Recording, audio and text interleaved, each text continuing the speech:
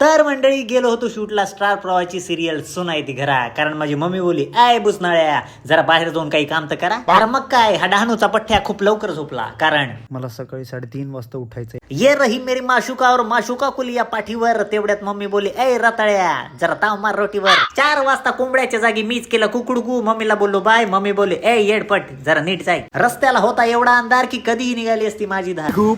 ते बोलते घंटाय हाथ भर फटे पण नवा भी ना घटे.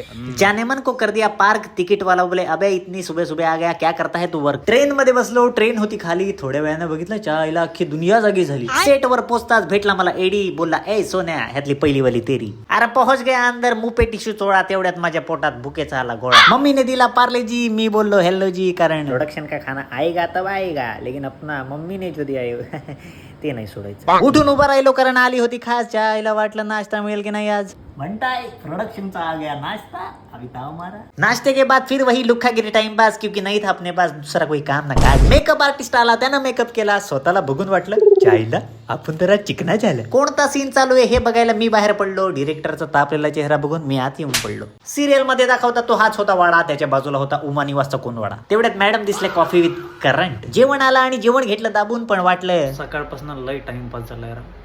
सीनच लागत नाही. आखिरकार लग गया अपना सीन. डिरेक्टर बोला. तर मंडळी ह्या सिरियल मध्ये मी करतोय रम्या हे पात्र जो आहे राघवचा मित्र.